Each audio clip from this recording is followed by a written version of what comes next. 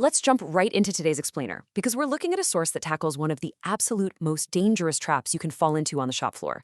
I mean, we're talking about that classic, eternal tug of war between quality and productivity, right? In almost every industry, we know management pushes hard for productivity. We want it done, and we want it done yesterday. But our source material today makes this incredibly compelling argument for why pushing for pure speed without a specific foundation underneath it can actually be completely destructive. So just imagine this for a second. Picture the absolute chaos of a team knocking out their tasks at lightning speed, hitting every single time metric on the board, but doing the actual work completely incorrectly. What does that actually look like? Well, it looks like broken equipment, major safety hazards, and, worst of all, having to do the exact same job twice. It brings up this immediate, massive tension. We absolutely have to plan for productivity, for sure, but what on earth happens to the vital need for quality when the stopwatch is just constantly ticking in the background? To unpack this tension, the source material uses this brilliant, really simple visual analogy. You've got a check mark, and that represents quality, effectiveness, just doing the right thing. And then you have an airplane. The airplane represents productivity, efficiency, moving super fast. But the big takeaway here? Stop. Quality is still the most important thing. You literally cannot let that airplane outpace the check mark. I found the distinction they make here really striking, so let's break it down. Effectiveness means doing the right thing. Efficiency, on the other hand, just means doing things fast. The absolute foundational rule we're unpacking today is this. If you are not effective, meaning you're not doing the right thing, it absolutely does not matter how efficient you are. Think about it. If you're doing the wrong thing, what difference does it make how fast you're going? You're just rapidly racing toward a totally wrong outcome. Section 1. The shop floor reality. So let's step out of the theory for a minute and get onto the actual shop floor. The text gives us this perfect, real-world example of how this plays out when boots are actually on the ground. Meet Barbara Smith, one of our technicians. Barbara is assigned a planned work order that's scheduled to take, let's say, 5 hours. But she gets over to the equipment, takes one look, and immediately realizes she is staring at a job that requires at least 2 days to actually do right. Instantly, she's trapped. It's this high-stakes dilemma. She's got a schedule demanding 5 hours, but reality is demanding 2 whole days. Now, we have all been there, right? The urge to engage in just a little bit of malicious compliance is so strong. It is incredibly tempting for Barbara to just throw her hands up and say, well, if they want a 5-hour job, then that's exactly what I'll give them. And honestly, it's easy to see why she'd do this. Blindly following that work plan gets the boss off her back today, sure. But cramming a 2-day job into 5 hours pretty much guarantees that equipment is going to fail tomorrow. It completely sacrifices the checkmark just to keep the airplane flying. Which brings us to a really critical question for any organization. How do you empower your people in this exact scenario? What should the shop floor actually do when a worker is forced to choose between a super tight, completely inaccurate schedule and doing the job correctly?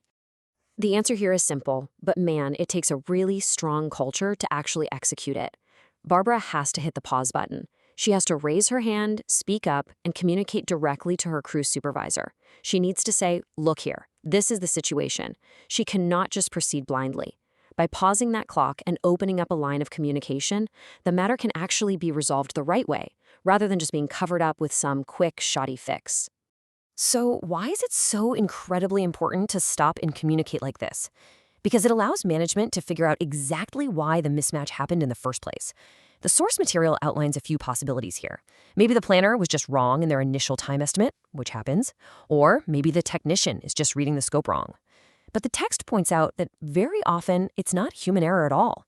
It's actually a hidden mechanical issue. Like maybe the initial scope only called for routine lubrication, but once they opened the equipment up, boom, it obviously needs a complete overhaul.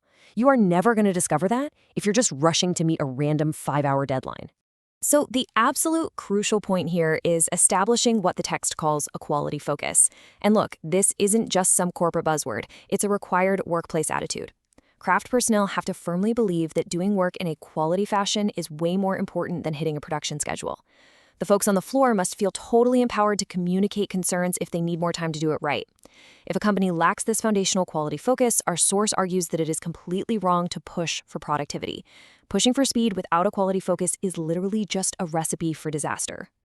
Moving on to Section 2, the power of planning.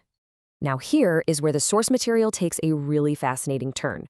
If we stop prioritizing productivity over quality, do we just suddenly become slow and inefficient? No, not at all. The twist here is that prioritizing quality through proper planning actually ends up creating the exact speed that companies are craving. The text highlights that planning brings tangible quality savings in two very specific ways. First off, planning focuses on correctly identifying the work scopes right up front. Making sure the proper instructions, tools, and parts are ready to go, which obviously makes quality work much easier. Second, this improvement inherently frees up invaluable time for craft, supervision, and management. And let's look at how this builds into an entirely new operational culture. When you free up all that management and craft time by planning correctly and putting quality first, you actually get to reinvest that time into proactive work. Instead of just constantly putting out fires all day, your team can perform root cause analyses on repair jobs so things actually stop breaking in the first place. You can focus on project work to improve your less reliable equipment, and you finally get to dedicate real, meaningful attention to preventive and predictive maintenance. You're shifting the entire operation away from that frantic, reactive firefighting and moving it toward predictive, calm stability. It's a complete game changer. So, as we wrap up today's explainer, I want to leave you with a question to take back to your own team. Look closely at how your organization operates day to day. When push comes to shove, are you rewarding the checkmark, true effectiveness, and doing the right thing? Or are you just blindly cheering for the airplane, dangerous, unguided speed? Because remember, if you aren't doing the right thing, it really doesn't matter how fast you get it done. Thanks for joining me on this deep dive, and keep striving for that quality focus.